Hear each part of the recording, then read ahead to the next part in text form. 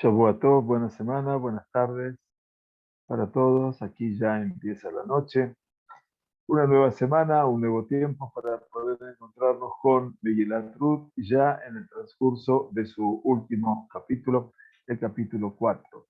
Así como comenzamos a estudiar la semana pasada, Boaz subió al portón de la ciudad, quiere decir, al espacio donde estaban los tribunales de justicia, se sentó allí y aceptó a pasar por allí, quiere decir, casualmente pasó por allí, el pariente de quien había hablado Boaz, quiere decir, aquel Goel que que tendría la posibilidad primera de poder desposar a Ruth, y le dijo, oh, eres tú, ven, siéntate aquí, Ploni Almoni, y se sentó.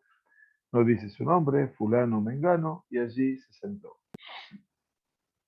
Y el segundo versículo que empezamos a estudiar, y Boaz tomó a 10 hombres de los ancianos de la ciudad y dijo, sentados aquí, y se sentaron.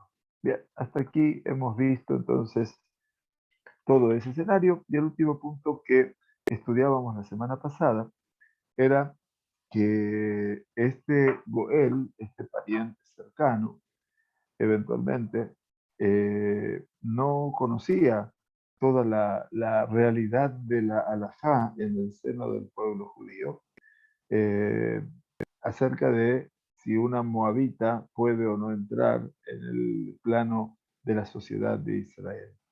En realidad, es cierto que la Sagrada Torá estableció como un criterio definitivo, Moabí ve Amoní, lo yabou bikahal Hashem leolam. Un moabita y una amonita no habrán de venir jamás en el seno del pueblo de Israel, de la comunidad de Israel, por siempre jamás. Pero claro, los Jajamim, al ver esa incongruencia que se estaba produciendo eventualmente con la situación de Ruth, entonces nos aclararon Moabí velo Moabit. La Torá Sagrada habla de Moabí, y en este caso está hablando de un varón moabita, pero no está incluyendo a una mujer moabita. De aquí partimos hoy entonces que con el criterio de que todo lo que representa el establecimiento de la Geulá de Ruth dejó en el seno de la gente, de la congregación, de la comunidad, una pregunta esencial con respecto a la unión de esa mujer moabita al pueblo de Israel. Como estaba explicándoles, la halajá es muy clara al respecto. ¿Por qué? Porque, bueno, por un lado, moabitas y amonitas provienen de una relación incestuosa que eventualmente tuvieron las hijas de Lot con su padre Lot, que nacieron estos dos hijos, Moab y Amón. Y claro, estos niños han quedado bajo ese sello, obviamente, de esas cualidades casi antagónicas a todo lo que es la moral y la rectitud y la humana. De medio de esas cualidades o defectos súper negativos, uno de ellos es la osadía, obviamente, representa ese condimento tan natural de la conducta de estas naciones moabitas. Dijo Rabbi Elazar en el Midrash, en el Zohar HaKadosh, perdón, Bedai Kahu, y seguramente la cosa es así. Lamadnu ot shezo haita hasufa beambra Moab. Dice, sabemos que la hija de Lot era una mujer demasiado desvergonzada y dijo Moab, Shekatuv Batikra Echemo Moab, porque ella llamó el nombre de su hijo Moab. Nirá Israel bejutzpa alehem. Dice, Israel era visto por ella con mucha chutzpah, con mucha osadía, como ella está hatzufa sheambra Moab, deainu shemeab allá benze. Dice que de mi padre tuve este hijo. O sea que era tan desvergonzada que no tuvo reparo en decir también la verdad, que a nadie se le hubiera ocurrido transmitir una verdad tan elocuente en este caso, como decir que este hijo que me nació de mi padre. No hay ninguna duda de que toda esta realidad, ¿no?, nos lleva a poder entender que la posición de los Jajamín en respecto a todo lo que estamos viviendo con las hijas de Lot es una posición muy encontrada. Ahora bien, el, explica el Radak, explica Rabbi David Kimchi, este profundo abismo que no se puede ni siquiera avistar, no se puede transitar entre un pueblo como el pueblo de Israel, que quiere por lo menos ser la imagen de la creación, de la imagen y semejanza divina, hacia naciones donde la moral natural obviamente es muy extraña para sus vidas cotidianas. Ahora bien, nosotros tenemos que saber que no solamente por este motivo Moabí Amoní lo Yabou Bikehal Hashem, que el amonita y el moabita no van a venir en el seno de la comunidad de Israel. Lo que tenemos que tener es otra memoria. Y la memoria es cuando el pueblo de Israel viene en su camino de su errantez por el desierto y ya los últimos años de su pasaje por el desierto están acampando allende el Jordán. Abajo, en el sur, está Edom y al norte está Moab y Amón. Cuando está pasando por esos territorios, el pueblo de Israel eventualmente le pide a esas naciones poder pasar por su territorio sin aprovecharse de sus espacios naturales y si habrían de consumir agua o eventualmente sus ganados habrían de comer pasturas, entonces pagarían por ello. Sin embargo, Edom, que es el hermano de Jacob, que debería haberlo dejado pasar por un criterio de hermandad, de fraternidad, no lo dejó pasar por allí y lo amenazó con salir a la guerra. Pero cuando pasa por el territorio de Moab y de Amón, la Torá Sagrada dice, ¿por qué no puedo yo recibirlos nunca más en el seno de mi sociedad? Al hacerlo kitmuja belejem ubemai, porque ellos ni siquiera salieron a tu encuentro con un poco de pan y un poco de agua. Moab y Amón, más allá de su nacimiento irregular, tienen una secuencia moral, comillas, de parte de Lot. Lot era, como ustedes saben, el sobrino de Abraham. Y por lo menos la parte que vivió con Abraham aprendió sus dotes, aprendió sus bondades. Y Lot sabía a la perfección que Abraham vino. Obviamente era un hombre cuya meta natural era Ahnasat Orjim, era poder contar y traer invitados para su casa, ¿verdad? Entonces, de una u otra manera, el Ahnasat Orjim, que era cuando Abraham vio a los tres visitantes que estaban a lo lejos y corrió hacia ellos para que se vengan hacia su tienda, les dijo, ¿no? Que vengan y que ve Japat Lehem, Belinu, Berajazur, Lehem, Bejarta Aboru. Entonces dijo, tomad un poco de pan y lavaos vuestros pies, bebed un poco de agua y luego pasarán por de mi casa. El pan y el agua es lo básico que hay que darle al otro cuando encontramos una persona en un estado de abandono total. Y sin embargo, estos pueblos, cuando el pueblo de Israel estaba allí en medio del camino del desierto, no tuvieron ni siquiera la, la mínima expresión de bondad.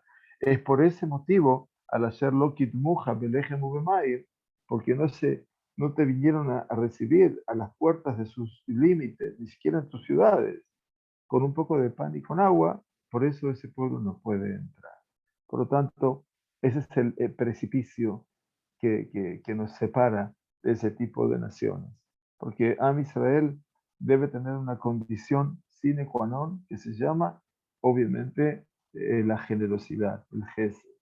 Si nosotros no nos vamos a comprometer con el gesed, y no importa a quién lo hagamos, el gesed, diestra o siniestra, puede ser el judío o el no judío. Acá no miramos la religión, miramos la voluntad de Akadosh Baruj Hu, que es ayudar a todas las personas. Y entonces, en última instancia, cuando perdemos ese camino, estamos obviamente perdiendo nuestra condición natural. Y ese es uno de los aspectos a cuidar. Entonces decíamos que Boaz tomó a 10 hombres de los ancianos de la ciudad. Ustedes recuerdan, ¿verdad? Esto lo terminamos con esto. Y entonces, ¿a quién eligió Boaz? A los ancianos de la ciudad. ¿Por qué? Porque los ancianos en todas las épocas, en todos los relatos de nuestro sagrado Tanaj, representan también una suerte de autoridad espiritual para, en última instancia, poder tratar sobre esta pregunta, sobre esta temática tan fuerte que era el tema de con quién debería desposarse Ruth para poder preservar la memoria del difunto. ¿No es cierto? Dice el Midrash Ruth Zutá, el Ruth pequeño, hay un Ruth Rabba, un Ruth grande, extenso, y este es el Ruth Zutá. Dice así, Mizikne Air, dice en Zaken el ze shekana chokma. Zaken, ze kana. Zaken, ze kana chokma. Aquel que adquirió la sabiduría. Bekol kach lama, lidrosh lo, im hi muteret lo o im asura lo. Moabí velo Moabí. Entonces dice, ¿por qué eligió a los 10 ancianos? Dice precisamente para preguntar de ellos si ella le estaba permitida o no le estaba permitida. Y en este caso, Moabí velo Moabí. Un segundo nada más y ya estoy de vuelta con ustedes.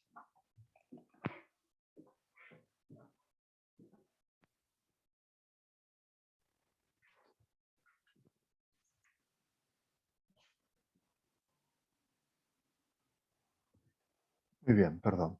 Entonces, el escenario en sí es un escenario para Boaz, un escenario que se pueda mantener dentro de lo que es el espacio de lo legal. Y por lo tanto, quería resolver este tema de lo que les acababa de comentar, por qué establecieron los Jajamim que sea el Moabí hombre eh, que no puede entrar en el seno del pueblo de Israel, pero sí puede entrar la mujer Moabí. Eh, entonces, la conclusión de estos ancianos fue que había una distinción entre los hombres, donde allí se manifestaba verdaderamente ese déficit desde el punto de vista de su naturaleza, y ese déficit en la naturaleza de los hombres, de poder ser una nación, en principio, que genere un sentimiento de bondad, eso les impedía de unirse con Israel. El Maharal de Praga, en su libro Netzach Israel, dice algo muy interesante.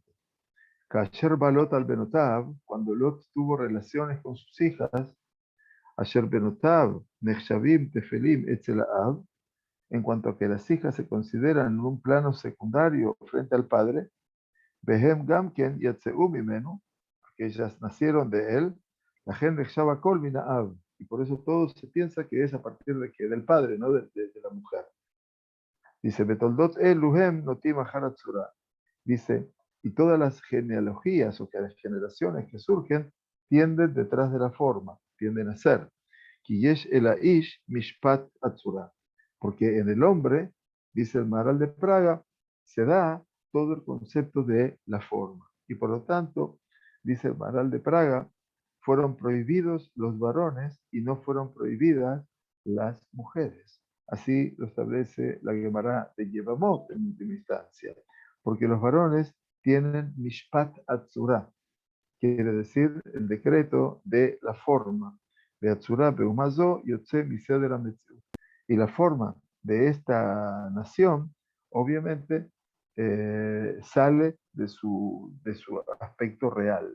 Entonces, claro, nos encontramos aquí con un escenario, bueno, más que profundo, porque el Maharal de Praga nos está llevando a comprender que hay algo más y que en este caso hay cosas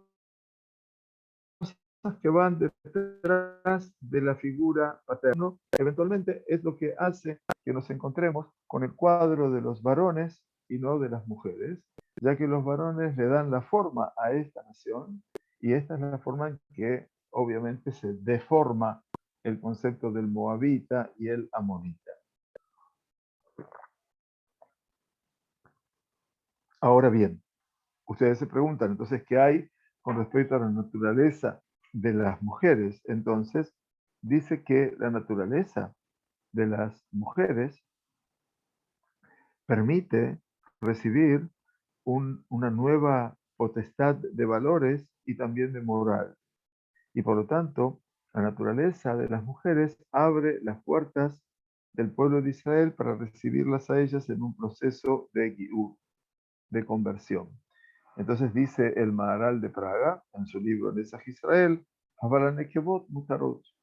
Sin embargo, la parte femenina está permitida porque la nekevá no es tzura, lo femenino no es forma, y por lo tanto puede ella unirse a Israel, y al contrario, son mucho más apropiadas porque a partir de ellas habrán de nacer el imperio, los reyes, la autoridad por parte que elegirá el Todopoderoso. Sin embargo, dice el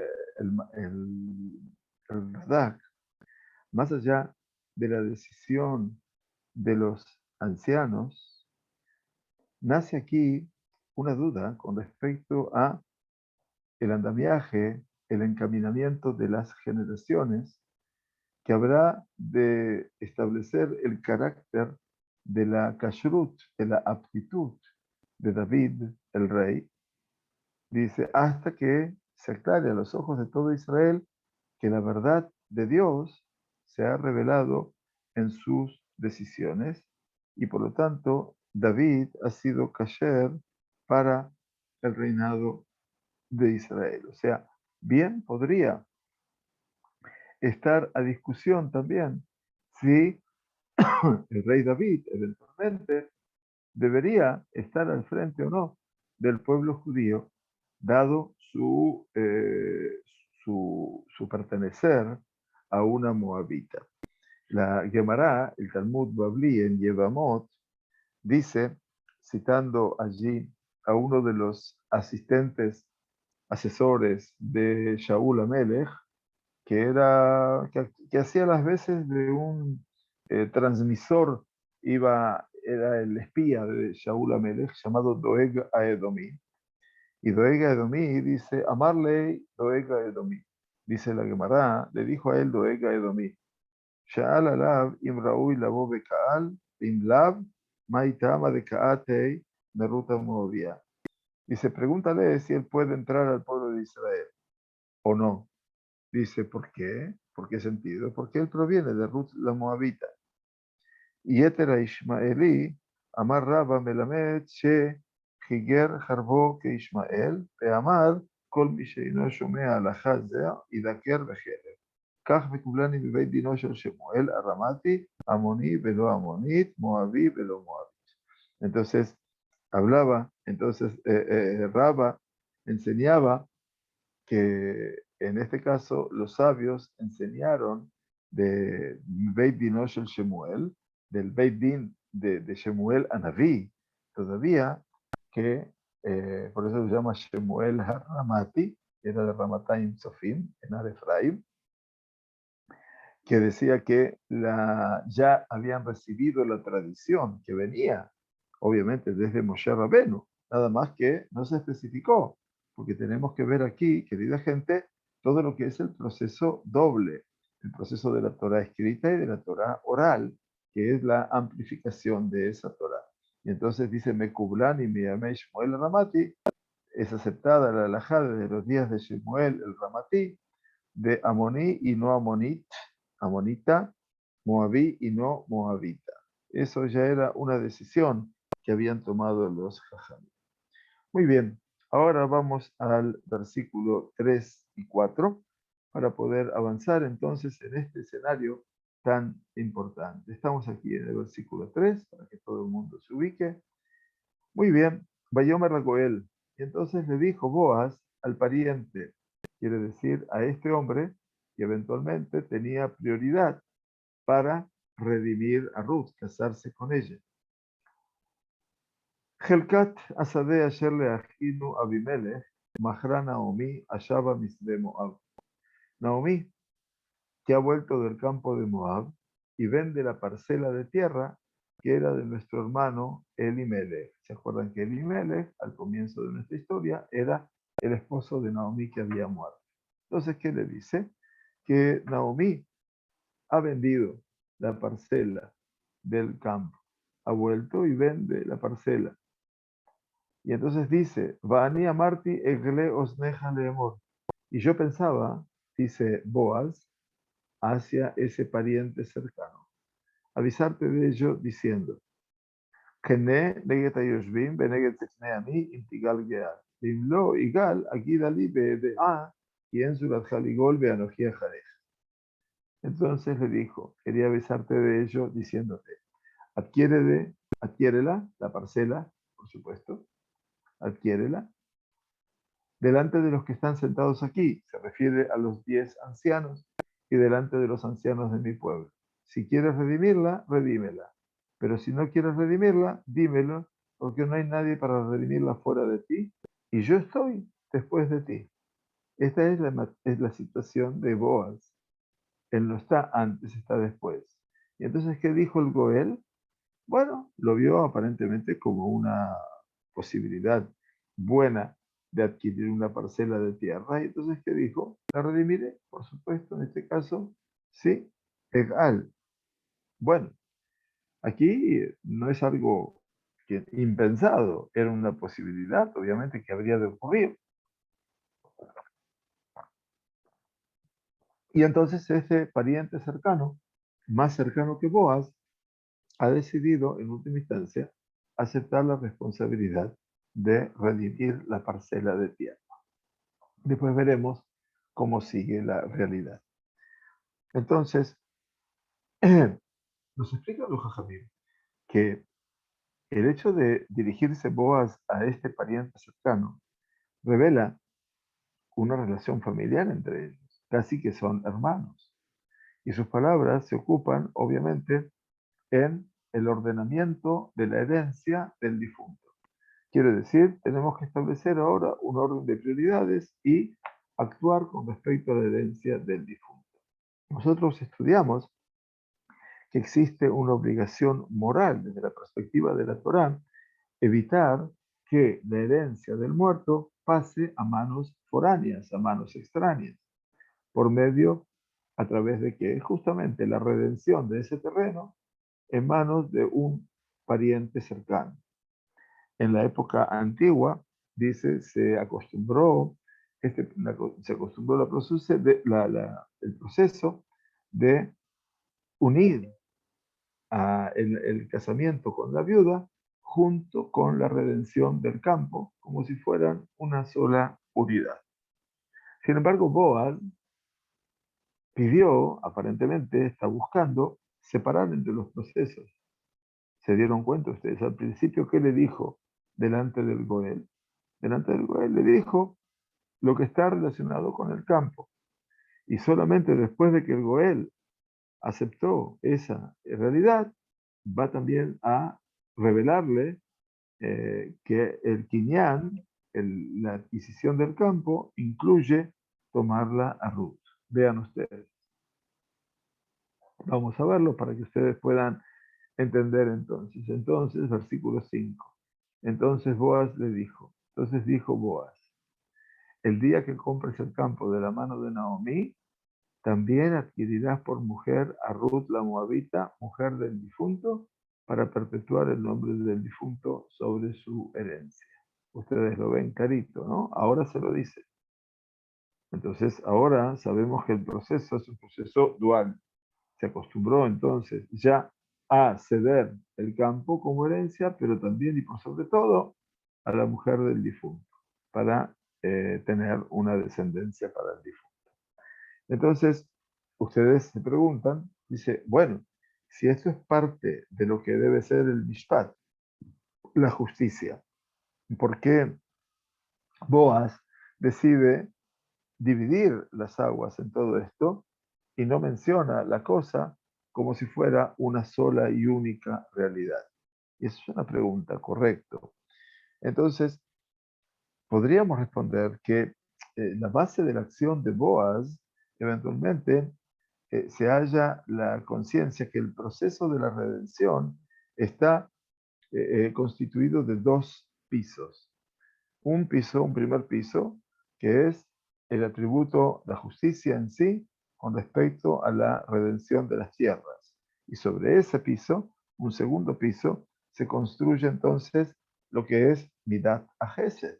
Quiere decir, ya ahora no una transacción comercial, sino una medida que estamos actuando en como generosidad, como bondad irrestricta con respecto a el casamiento con la viuda. Entonces tenemos que este edificio tiene un primer piso que se llama Din, justicia, y tiene un segundo piso que se llama Gesed, que se llama bondad. Dice, como nosotros hemos estudiado como base de la realidad, el atributo del rigor, de la justicia, está antes del Gesed. Así lo vimos en el mundo de la creación, ¿sí? Vayere Vayboker, dice el Zohar Kadosh, Amar Rabbi Yitzhak, Isheyotze Aor, H. Notel Aredet, Dikrayom. Desde el momento que sale la luz hasta que tiende a ocultar, a descender, se llama día. Y eso es Midat Gesed. Ese es el atributo de la justicia. Mishenotel Aredet, Dikra Erev, desde el momento que tiende a descender, se lo llama Erev, Be'u Midat Adin. Y ese es el atributo del din, de la justicia, del rigor, de Ainu Dichtir, Vaikra Elohim Laor Yom.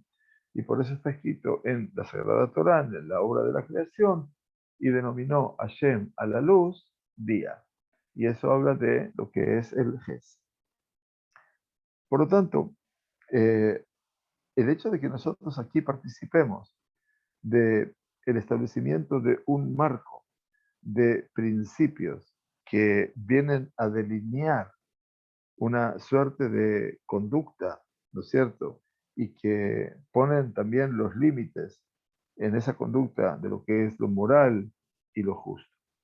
Todo eso hace nacer en medio de nosotros una percepción que mira la definición de los límites como una posibilidad de actuar siempre de una manera mucho más compasiva, mucho más desde el punto de vista humana, ¿no es cierto? Desde el punto de vista del rigor, y por lo tanto poder afirmarnos y aferrarnos, así quería decirles, a lo que es el atributo de la bondad. O sea, siempre que tenemos el din, tenemos el rajamim. Que el melech yoshev al kiseh rajamim. Y el Kadosh Baruj Hu está sentado en el kiseh din, en el trono de la justicia. Y sin embargo, cuando nosotros queremos vincularnos con él, como decimos en el Tajanún cotidiano, que el Melech Yoshev al Kiseh Rahamim, hablamos del Todopoderoso que está asentado en el trono de la compasión y de ese Rahamim, de ese amor. Por lo tanto, allí están los dos elementos que están, diría que sincronizados. Entonces, ¿qué aprendemos de todo esto? Que de no ser por el din, por todo lo que es el mundo del rigor, no podría existir la tzedakah o no podría existir una justificación, llamémoslo así, para la aparición de la bondad del mundo. Entonces, el hecho de que hay din, que hay rigor, me muestra que hay gesed. Eso es lo bueno. Y por lo tanto, dice, a partir de esta comprensión, Boaz decide actuar ante todo con todo el poder de la ley. Quiere decir la ley de la Torá con respecto a lo que es redimir, liberar el campo del difunto. Y a partir de aquí, está preparando el terreno para que aparezca el otro terreno, el otro campo, que es el campo de la bondad, que es para tomar, obviamente, a Ruth como esposa. Así todo, tenemos que entender, por último, que en lo profundo del atributo del rigor existe una conciencia de lo vital que representa Midat Gesed Baolam, el atributo del Gesed en este mundo. Y es por eso que Boaz vino a insinuar aquí que las semillas de bondad que se manifiestan al tomar a Ruth como esposa ya están insinuadas en la Geulá, en la redención de la tierra, de los campos, por medio de la palabra Be'ebe'a. Quiere decir, Ebe'a, ese concepto, cuando Boaz lo dice, porque si no hay nadie, eh, le dijo así, eh,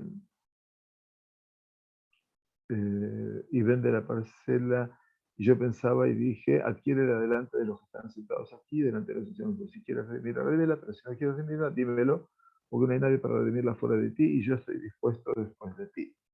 Pero también le dice eventualmente en el versículo 4,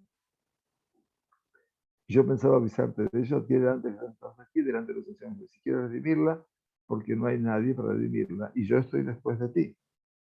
Dice, Beimlo Igal, aquí dale. Pero si no estás dispuesto, dímelo, BEBA, quien surat Jaligol, vean y entonces habré de saber que yo estoy después de ti. El BEBA no está traducido. Pero ese BEBA significa que implica también tomarla por esposa. Porque ese es el verbo que se utiliza a nivel bíblico como tomarla por esposa. Muy bien. Entonces, de aquí lo que podemos aprender de una manera realmente también elocuente es que Boaz no actúa con ningún tipo de trampa. Él va por el plano mamash de la justicia. No tiene otro camino que no sea el de la justicia como para poder ingresar en este escenario. Por lo tanto, el hecho de que él se dirige a ese pariente cercano, no se dirige solamente a él, sino como lo dije, lo está diciendo públicamente delante de toda la gente presente. De esa manera, ¿qué está creando? Obviamente está creando un eco popular de todo ese público eventualmente relacionado con la Geula. O sea que Boaz está haciendo también una clase de cómo se debe hacer la Geula, tanto de la tierra como de la viuda, en este caso. ¿Cómo la describe a Naomi? A Naomi, él dijo su pariente Noemí que ha vuelto del campo de Moab. Así la describe a Naomi, su pariente, parte de la familia de ellos. Dice, cuando él describe a Naomi, Ashaba de Moab, ella que ha vuelto del campo de Moab, y entonces no dice el nombre de Elimelech, o sea, no menciona a Elimelech en primer lugar, quiere Boaz poner el acento de toda la comunidad, de toda la gente presente, a ese proceso de retorno físico y emocional de Naomi. Y esto es a pesar de que su marido murió, ¿no es cierto? A pesar de que su marido murió en el tiempo, como estudiamos, ustedes recuerdan, donde él decidió, obviamente, desligarse de todo lo que era su comunidad en Betlehem. La declaración de Boaz de que el hecho del Kinyan, el hecho de ese compromiso activo, se va a hacer delante de los que están sentados en la puerta de la ciudad y delante de los ancianos, enseña que este grupo de personas que reunió como Minyan representa el reconocimiento del hecho desde dos perspectivas. La perspectiva mishpatit, jurídica, y la perspectiva musarit, moral, ética. El hecho de que, como dijimos, están allí apostados en los pórticos de la ciudad es el símbolo de que aquí se determina una medeniut, una política determinada y un juicio determinado. Y los ancianos, que son las personas más prominentes de su pueblo, representan el ejemplo para la generación joven desde el punto de vista de lo moral y de la sabiduría.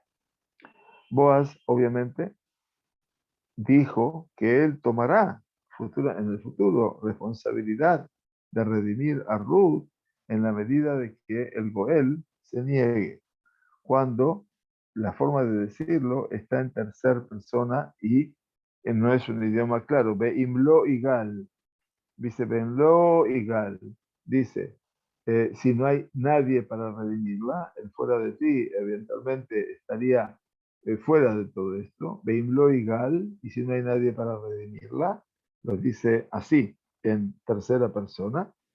De aquí aprendieron los Jajamim que las palabras estas de Boaz están dirigidas a todos los habitantes de esa puerta de la ciudad que están actuando como a la vez de Beit Din. Entonces, se lo dijo a un Beit Din, cosa que los Jajamim lo ven claramente en la forma de su expresión. Y el hecho de decir de esta manera se considera como un reconocimiento del litigante, de uno de los litigantes, que se pone sobre sí mismo la obligación que habrá de hacer. Quiere decir, Orat Baaladin, lo que demuestra que uno de los litigantes es Komea el Dindam, como 100 testigos se asemeja, dice la Gemara. Entonces, el versículo 5, después de que el hombre dijo, la redimiré, lo leímos anteriormente, ahora lo vamos a verlo en detenimiento. Entonces dijo Boaz, Vayomer Boaz, Beyom que nos jata Sadem y Yad Naomi, el día que compres el campo de la mano de Naomi, Umeet Ruta Moabia, Eshet Amed, Kanita Leakim Shem Amed Anaharato. Entonces también adquirirás por mujer a Ruth, la moabita, la mujer del difunto, para perpetuar el nombre del difunto sobre su herencia. Esta es la mitzvah que se llama el Yevum, ¿no? Que dijimos que se la llama como el levirato. Y entonces dice, una vez que el pariente cercano aceptó cumplir con la ley, el din, en este caso redimir el campo, ahora Boaz también le pone de manifiesto la obligación moral que está acompañada al campo, que es tomar a Ruth como esposa, ya que en el centro de todo eso se encuentra el objetivo de poder dar un nombre al muerto sobre su herencia. Y esta está tomada, por supuesto, la expresión esta de la mitzvah de la Torah, que se llama mitzvah Yevum, quiere decir de la mitzvah llamada del levirato, que tal vez no se cumple aquí en Megilat Ruth en todos sus detalles, pero eh, está, tiene ha asumido una fuerza singular a lo largo de las generaciones, ¿no es cierto?, de la antigüedad, como una tradición moral, llamémosla así, que viene a amplificar todas las líneas de los que llevan la obligación junto a los miembros familiares que tienen que asumir este camino.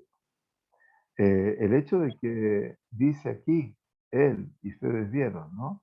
A Ruth la Moabita. O sea que aquí está mencionando a Ruth la Moabita, aparentemente como poniendo una razón diferente en todo quién es esta mujer. El hecho de que diga Ruth la Moabita expresa que su pasado, obviamente, permanecerá allí, flotando por sobre ella, hasta que la Geulah, definitivamente, la redención de la misma, ponga el sello final a ese proceso de su unión al pueblo judío. O sea que con este proceso se llegaría a la unión definitiva de Ruth a lo que es el pueblo judío. Y esto es muy importante, porque en última instancia es el escenario en el cual nosotros entendemos que está su unión final con el pueblo de Israel. Ahora bien, ustedes se preguntan acerca de la mitzvah, de ese precepto que es darle un nombre al fallecido. Dice, necesita una explicación. Dice, ¿cómo? La pregunta es, ¿cómo el casamiento de una viuda con un pariente cercano del fallecido, vuelven a perdurar o a perpetuar el nombre del muerto sobre su herencia. Bueno, lo que tenemos que saber, que no lo sepamos, con favor de Dios, pero siempre a veces nos toca saber de esto, las leyes del duelo en Israel van orientando, se puede decir así, a la persona que está de duelo, que se llama Abel, a expresar su dolor, su angustia, en una forma y en una dosis apropiada. ¿Qué quiere decir? Hay un tratado que terminamos hace poquito de estudiar, que terminamos ahora, el Daf Yomi, llamado Moed Katan. Dice el Moed Katan algo muy sintético, parece automático, pero no lo es. Shlosha la Beji, 3 días para el llanto. Shiv'a la Misped, 7 días para el hablar acerca del muerto en los 7 días. Ushloshim le Giutz Uletiskoret, y los 30 días para volver a planchar sus ropas, para poder cortarse sus cabellos y su barba. En cambio, de aquí en adelante, dice la Gemara de Masejet Moed Katan, dijo el Kadosh Baruj Hu, y Atem Rahmanim Yoterminen. Más de aquí, dice, ustedes no son más compasivos y piadosos que yo.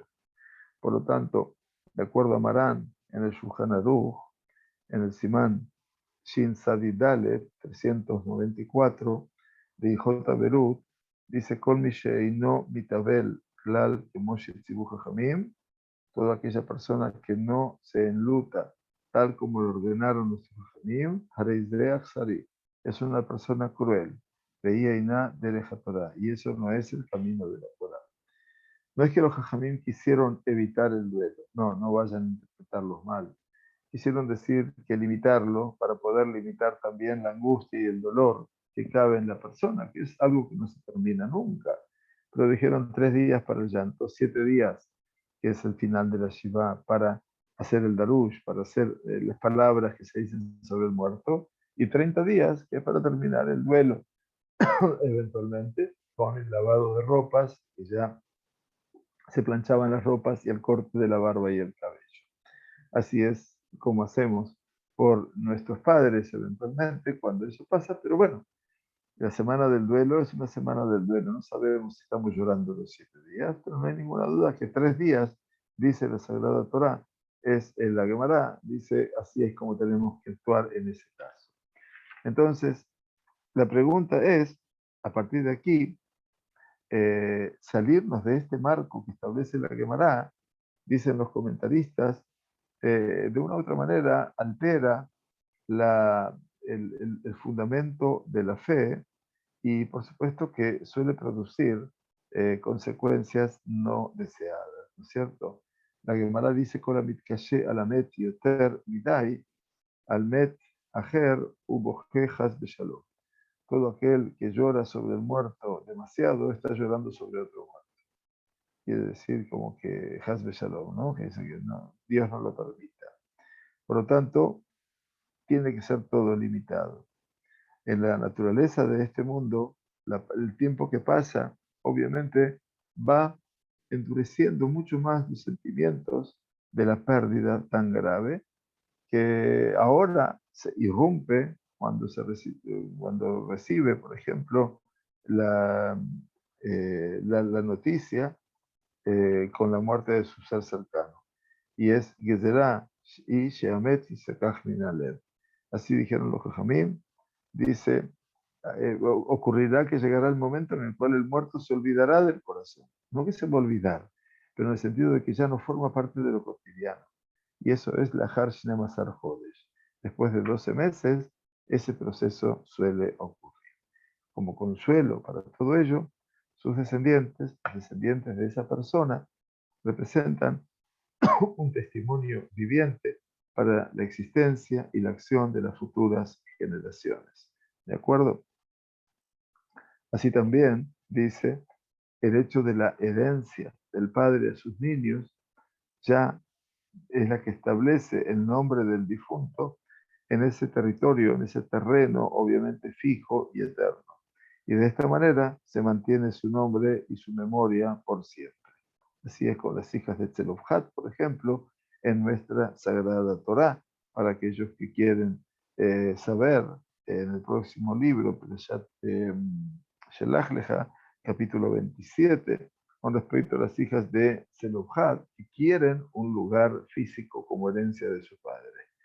Por lo tanto, es que el nombre del muerto es el nombre, digamos, que integra toda su esencia espiritual, moral y adquisitiva del ser humano. Eso es el nombre del muerto.